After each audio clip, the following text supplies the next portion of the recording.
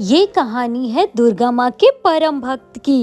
एक घर में कुंती देवी अपनी दोनों बहुओं के साथ रहती थी। छोटी बहू दुर्गा माँ की परम भक्त थी। वो घर का सारा काम खत्म करने के बाद दुर्गा माँ की सेवा में आती, लेकिन उसकी सास उसे हर वक्त ताने देती रहती। सुबह के 10 बज गए हैं और चाय नाश्ते का तो कुछ पता ही नहीं है। अरे ओ कलमुई, अब यहीं पर आसन लगाए बैठी रहोगी? चाय नाश्ता भी कुछ बनेगा या फिर सारा दिन भूखे ही पेट मरना पड़ेगा? अरे नहीं नहीं माँ जी, आप चल के बैठे, मैं अभी आपके लिए चाय नाश्ता लेकर आती हूँ। हाँ हाँ, थोड़ा जल्दी करना।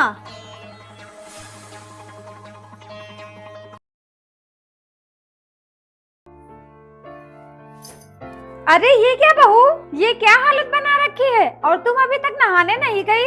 क्या बताऊं माँ जी, इस छोटी बहू से 4 दिन से बोल रही हूँ मेरे कपड़े धोने को, लेकिन इन महारानी को पूजा पाठ से फुर्सत मिले तभी तो मेरे कपड़े धोएंगी। अब बताइए, मेरे पास एक भी साड़ी धुली नहीं बची है, अब मैं आज क्या पहनूं? अरे बहू, इतना ज्यादा गुस्सा ना हो, पहले चाय नाश्ता कर लो, उसके बाद जाकर देखो मेरी अलमारी में जो तुम्हें साड़ी पसंद आए वो निकाल कर पहन लेना। ठीक है माँ जी।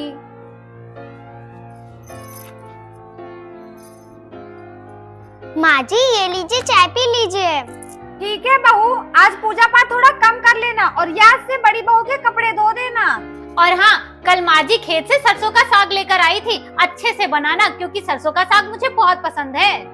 ठीक है दीदी। छोटी बहू थोड़ा शांत स्वभाव की थी, इसलिए वो सबकी बातें चुपचाप सुन लिया करती थी और घर का काम भी सारा अकेले ही कर लिया करती थी। सारा काम करते करते माता रानी की पूजा करने में बहुत देर हो गई है। माता रानी मुझे क्षमा कर दो, मुझे आपकी पूजा करने में देर हो गई। जय माता दी, जय माता दी, जय माता दी, जय माता दी, जय माता दी, जय माता दी। अरे ओ महारानी, इतना पूजा पाठ क्यों करती हो इस पत्थर की मूर्ति की? ये कोई माता रानी नहीं है। दीदी आप मेरी माता रानी के बारे में ऐसा मत बोलिए, ये पत्थर की मूर्ति नहीं है, ये मेरी माँ है। हाँ तभी तो, ना तो कभी चमत्कार दिखाती हैं और ना ही अपने स्वरूप में तुमसे मिलने आती हैं। क्या फायदा इतना पूजा पाठ करने का? दीदी ये मुझसे मिलने नहीं आती तो क्या हुआ, ये कोई चमत्कार नहीं दिखाती तो क्या हुआ, फिर भी ये मेरी माता रानी है। जय माता दी, जय। छोटी बहू से कोई कितना भी कह ले, पर वो दुर्गा माँ की भक्ति कभी नहीं छोड़ती।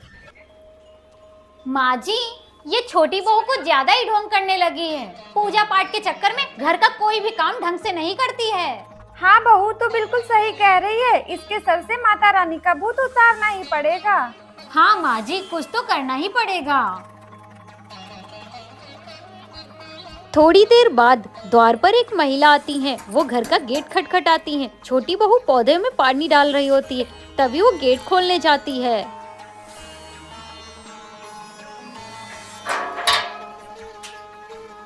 जी माता जी। बेटा, मुझे बहुत जोर की भूख लगी है, कुछ खाने को मिलेगा? हाँ माता जी, क्यों नहीं, आप अंदर आइए।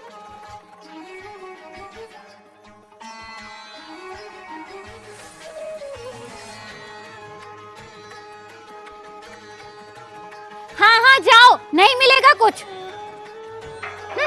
ये भिखारी भी ना पता नहीं कहाँ कहाँ से चले आते हैं। दीदी आपको ऐसा नहीं बोलना चाहिए था, आपको उन्हें कुछ दे देना चाहिए था, पता नहीं किस रूप में भगवान हमारी परीक्षा लेने आ जाए। अब मैं भी देखती हूँ ये भिखारी के रूप में आए हुए भगवान को क्या खिलाती हैं। अब तो इनकी माता रानी भी कुछ नहीं कर पाएंगी। यह सब देखकर बड़ी बहू किचन में आती है और किचन में जो भी खाने वाला सामान था वो उस माँ जी आप यहाँ पे बैठिए, मैं आपके लिए कुछ खाने के लिए लेकर आती हूँ। छोटी बहू किचन में जाती है और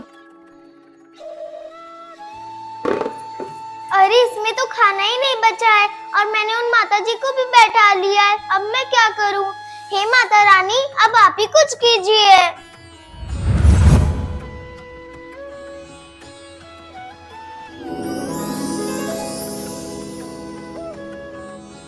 अरे खीर की खुशबू,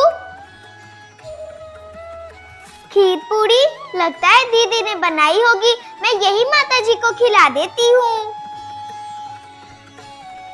माँ जी ये लीजिए।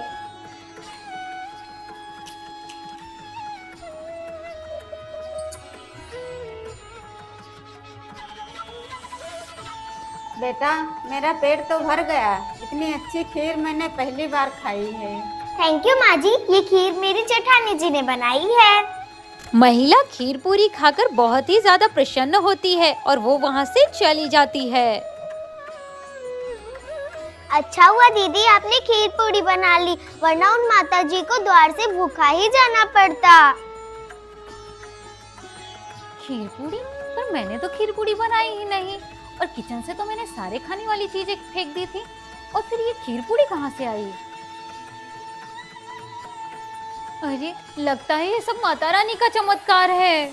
बड़ी बहू को माता रानी का चमत्कार समझ आ जाता है और वो माता रानी के पास जाती है। हे माता रानी, मुझे क्षमा कर देना, मैं आपकी महिमा को समझ गई। जय माता दी। अरे ये बड़ी बहू को क्या हुआ है? इसकी तबीयत तो ठीक है ना? अभी तक तो छोटी बहू को कहती रहती थी, आज ये खुद ही पूजा कर रही है। राधे राधे। तो कैसी लगी हमारी स्टोरी कमेंट करके जरूर बताइए। वीडियो पसंद आया हो तो लाइक कर दीजिए और हाँ, अगर चैनल पे नए हैं तो चैनल को सब्सक्राइब कर दीजिए। राधे राधे।